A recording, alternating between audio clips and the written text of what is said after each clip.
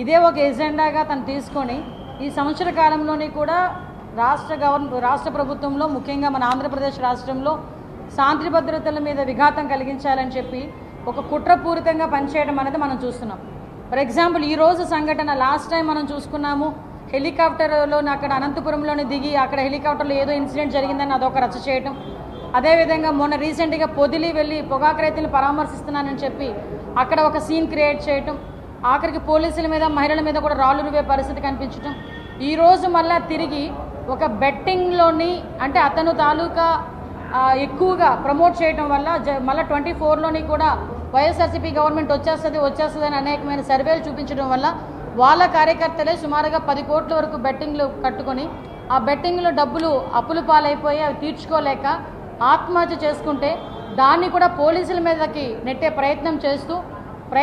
నెట్టేస్తూ ఈరోజు సంవత్సరం తర్వాత అంటే సుమారుగా జూన్ 9వ తారీఖున చనిపోయిన వ్యక్తి, జూన్ 6వ తారీఖున పురుగుల మందు తాగి జూన్ 9వ తారీఖు ఇంచుమించుగా చనిపోయిన నాగమల్లేశ్వరరావు గారి కుటుంబాన్ని ఈరోజు పరామర్శించడం చూస్తూ ఉంటే అతను ఎలాగ లాండ్ ఆర్డర్ని విఘాతం కలిగించడానికి ప్రయత్నం చేస్తున్నారు, ఎలాగ జనాల్లో తన తాలూకా ప్రచార దాన్ని ఏమంటారంటే ఆకాంక్షతోని ప్రజలు ఎలా ఇబ్బంది పెట్టాలని చూస్తున్నారని సంగతి చాలా క్లియర్గా చూసాం. చాలా క్లియర్గా వీళ్ళందరూ కూడా పర్మిషన్కి వెళ్తే సభ ఏర్పాటు చేయాలంటే ఒక 7 రోజుల ముందు పర్మిషన్ పెట్టాలి. కానీ వీళ్ళు 3 రోజుల ముందు మాకు ఎలా పర్మిషన్ కావాలి అని ఏర్పాటు జరిగినప్పుడు చాలా క్లియర్గా పోలీస్ డిపార్ట్మెంట్ వాళ్ళు చెప్పారు. ఏదైతే ఆ విలేజ్ ఉందో రెంటపల్లి విలేజ్ ఉందో ఆ విలేజ్ చాలా ఆ నేరో రోడ్డు, అంటే వాళ్ళ ఇంటికి వెళ్ళే రోడ్డు 10 అడుగుల రోడ్డు, వెళ్ళడం రావడం కూడా ఎంట్రీ ఎగ్జిట్ ఒకే రోడ్లో ఉంటాయి. కాబట్టి ఒక Z+ సెక్యూరిటీ అనే వ్యక్తికి మేము సెక్యూరిటీ ఇచ్చేటప్పుడు మీరు ఎక్కువ మందిని మొబిలైజ్ చేసి తీసుకొచ్చినప్పుడు 30,000-40,000 మందిని తీసుకొచ్చేటప్పుడు ఇబ్బంది కలుగుతుంది. సో అటువంటి సందర్భంలో మేము కొంచెం ఇబ్బంది పడతాం కాబట్టి మీరు అన్ని వెహికల్స్ కాదు, మీ క్యాన్వాయ్తో పాటు ఒక 3 వెహికల్స్ ప్లస్ ఒక 100 మంది మీరు నిజంగా అతన్ని పరామర్శించాలనుకుంటే ఈ రకంగా పరామర్శించండి అని ఎస్పీ గారు సాక్షాత్ ఎస్పీ పల్నాడు ప్రెస్ మీట్ పెట్టారు. వాళ్ళకి నోటీసులు కూడా ఇచ్చున్నారు. చుట్టుపక్కల కాన్స్టిట్యున్సీస్ నుంచి ఇప్పుడు నరసరావుపేట, గుంటూరు, మాచర్ల ఇటువంటి నియోజకవర్గాల నుంచి పల్నాడు ఇటువంటి నియోజకవర్గాలన్నిటి నుంచి కూడా మొబిలైజ్ చేయడానికి ప్రయత్నం చేస్తున్నారన్న సంగతి రిపోర్ట్స్ వచ్చి వాళ్ళందరినీ కూడా రిక్వెస్ట్ చేసుకున్నారు. ఇలా ఇబ్బందులు కలుగుతాయని చాలా క్లియర్గా చెప్పారు.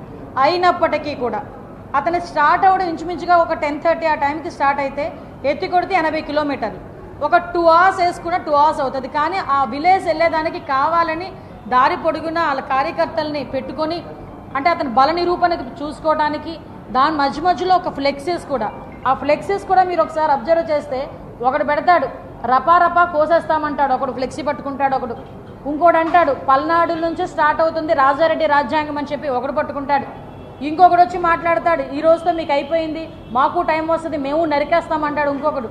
అంటే ఇలాంటి ప్లేకార్డ్స్తోని ఒక రకంగా చెప్పాలంటే రెచ్చగొడుతూ జనాల్ని రెచ్చగొడుతూ వాళ్ళ తాలూకా ఆ ర్యాలీ ఎలా జరిగిందో మీరు అందరూ కూడా చూశారు. అరౌండ్ 3:30కి ఇంచుమించుగా అక్కడికి రీచ్ అయ్యే పరిస్థితి కనిపించింది. అంటే నేను ఇక్కడ ఏమంటానంటే ఇక్కడ చాలా యాంగిల్స్ నుంచి మనం ఆలోచించాలండి. జగన్మోహన్ అదే పరిస్థితుల్లో